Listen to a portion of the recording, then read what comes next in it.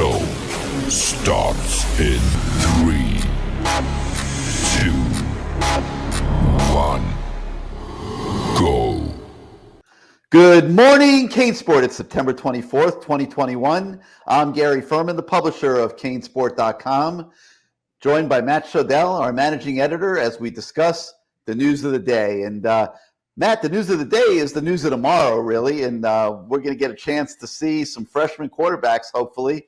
And I love it because it gives us something to look forward to in what would otherwise be just a boring, nondescript Saturday at Hard Rock Stadium. And I think it's going to be Tyler Van Dyke out there first.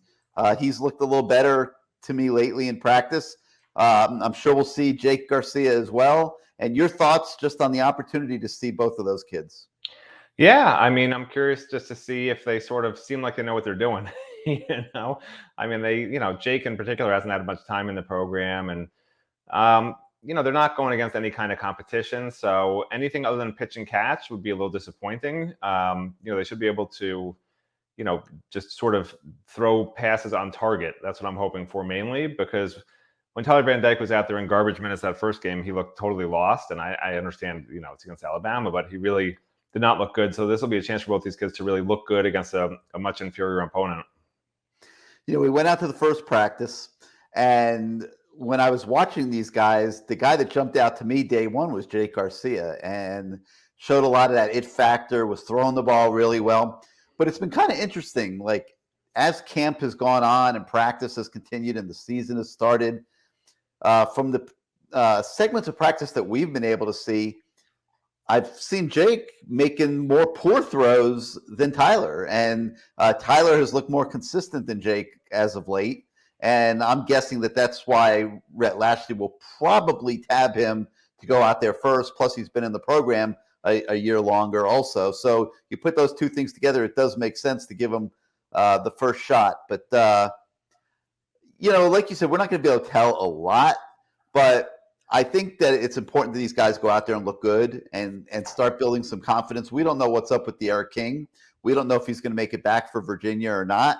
And they're going to need one of these guys, if he can't play against Virginia, to be ready to run the show. And that puts a lot of pressure on them. It puts a lot of pressure on Rhett Lashley. But, you have to have more than one quarterback in a program. So I don't think there's excuses or anything along those lines.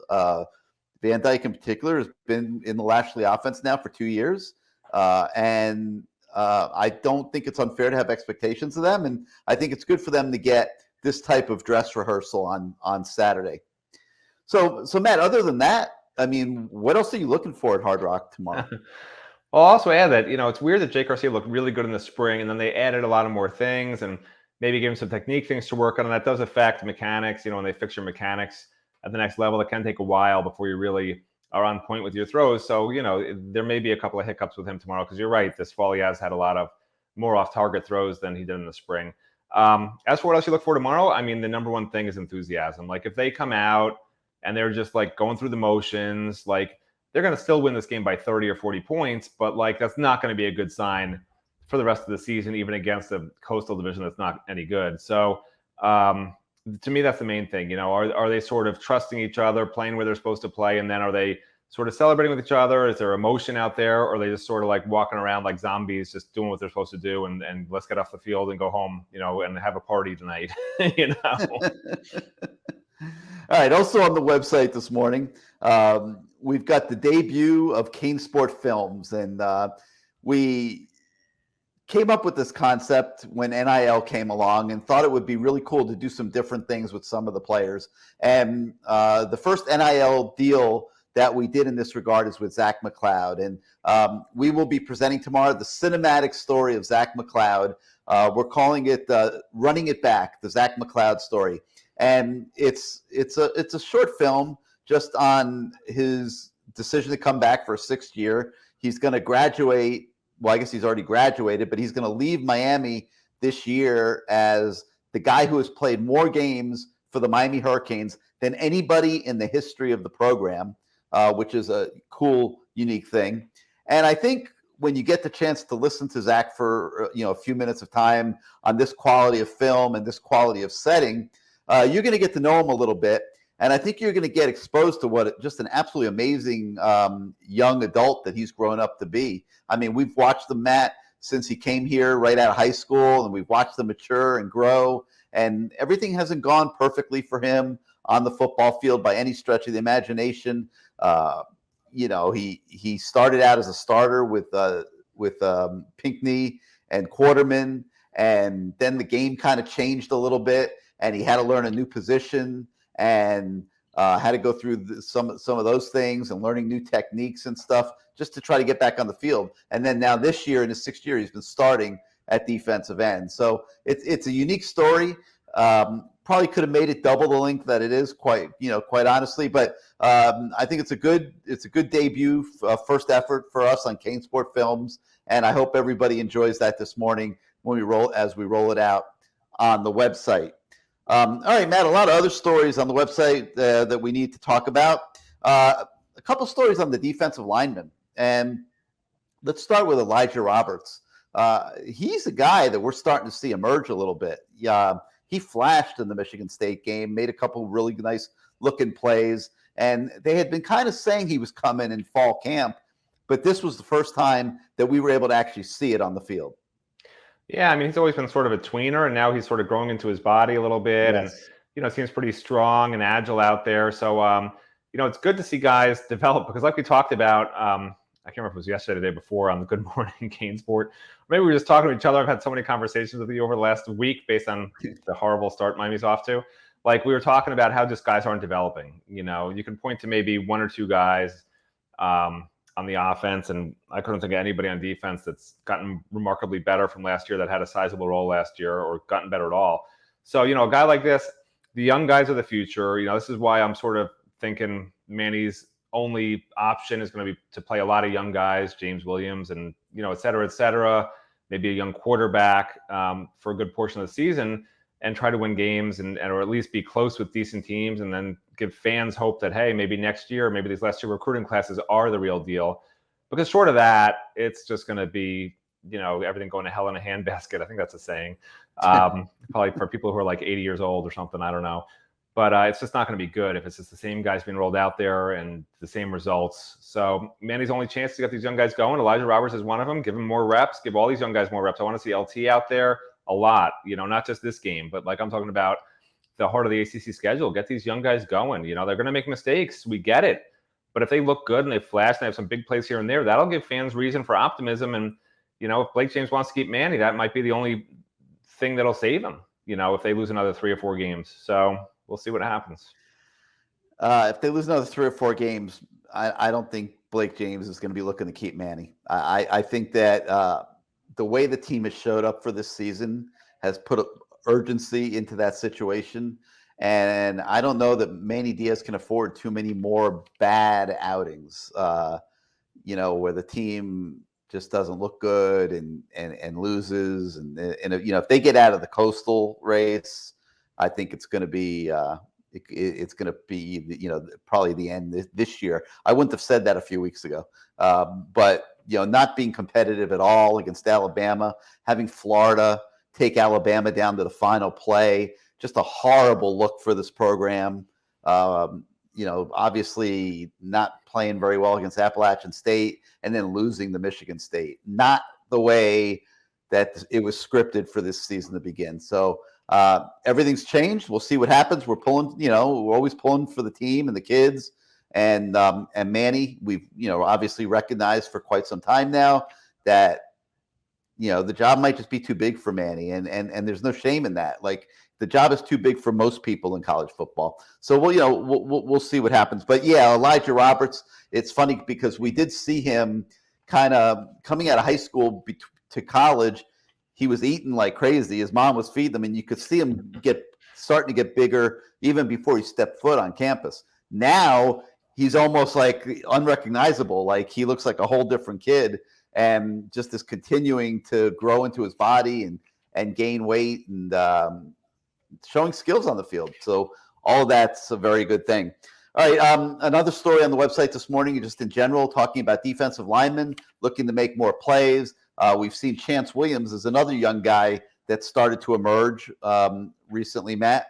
And you can't get enough plays out of your defensive line. Obviously, I was a little surprised last game when Kenneth Walker ran for like 183 yards, and there was talk about how dominant the defensive line was up front. I didn't see how that equated or matched up, but it was being said nonetheless.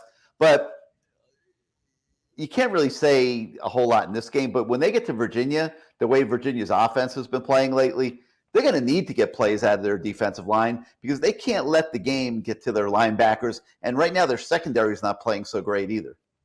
Well, the line is not doing the secondary any favors. I mean, the line has 6 sacks in 3 games. Opponents have 9 sacks against a very mobile quarterback. Not great. Miami will say, oh, well, they're getting the ball out fast or whatever. Okay, well, they have always done that against Miami. Miami still puts up tons of sacks usually.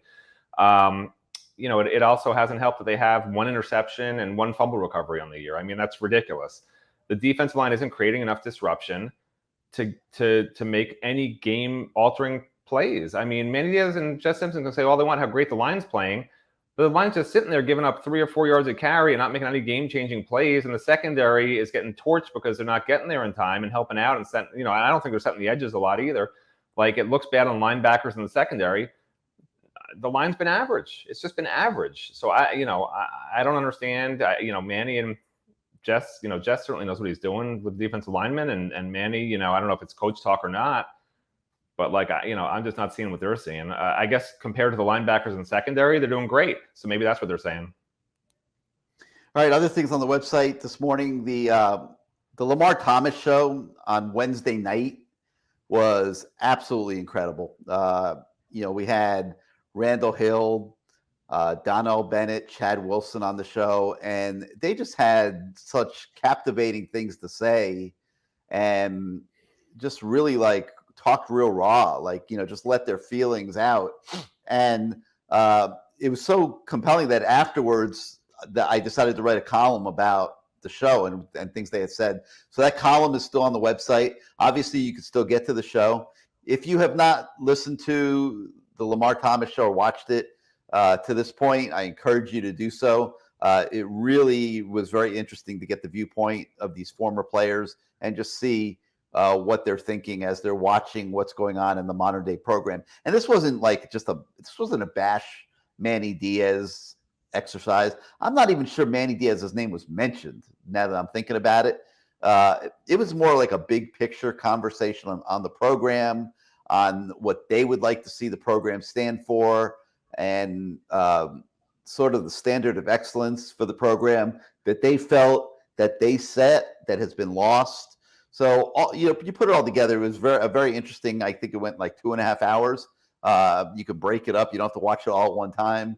But I encourage everybody that hasn't seen it yet to make the time to go watch that one. And you can also read the column I wrote after the show on the website this morning. We have our You Bet CaneSport show this morning, and that's kind of interesting in that, it's with Lee Sterling, the renowned handicapper from South Florida. And we're asking him to talk about a game that doesn't have a line. So I said to Lee, Lee, the game doesn't have a line. You set the line. What should the line be? And he said, well, I'd say 55 points. I said, all right, you taking Miami or Central Connecticut State? And he said, I think it'll be something like 58-7. So I think I'll take Central Connecticut State in the points. I mean, absolutely hilarious. But Lee's been doing pretty good lately. I mean, he was right last week. He said take Michigan State in the points, which is very hard for him to do. He's a lifelong Miami fan. But the thing about these sports handicappers, Matt, is they can't really be fans. Like, they have to detach and be able to analyze what's going to be going on in front of them. And in addition to that one, he also predicted Florida with the points against Alabama and ended up being right on that one. So, he's showing his expertise as a sports handicapper. But I think I put him to the test here, making him pick the game with no line. Yeah, I mean, listen, I don't bet. I don't understand. You don't know what to say about that one, do you? Well, I don't understand. To me, it's like reading someone's palm. I look at these betting lines, and like the end of the game, it's a field goal that makes a difference. And sometimes it's a meaningless touchdown at the end of a game that kills a line, and people are all upset. The games that are maybe even or within 2 points, I could see, you really need a handicapper to help you on that, because that really is, basically you're picking the team to win. But when it's a 40-point line or a 30-point line or even a 20-point line, it's like something, just garbage minutes are going to determine a lot of times whether or not you're going to win your bet. So I don't know how he analyzes this stuff, but more power to him if he gets them right. They put a lot of work in, They really do. All right, and we also have a couple recruiting stories for you guys this morning. Story on defensive tackle Quintel Jones from Fort Valley, Georgia, and defensive back Brandon Jacob from Orlando Evans, both getting serious interest from Miami. We update you on their recruitment. So that's going to do it for today for Good Morning CaneSport. Hope to see everybody out at Hard Rock Stadium Saturday.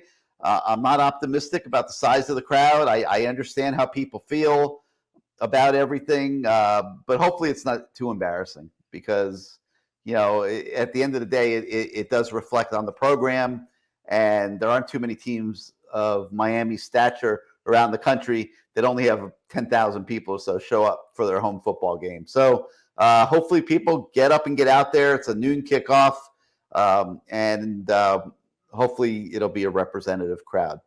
So for Matt Shodell, I'm Gary Ferman. We hope you guys have a great Friday. Have a great weekend. Enjoy the game at Hard Rock. We'll come back at you on Monday with a new Good Morning CaneSport show. See you then, everybody.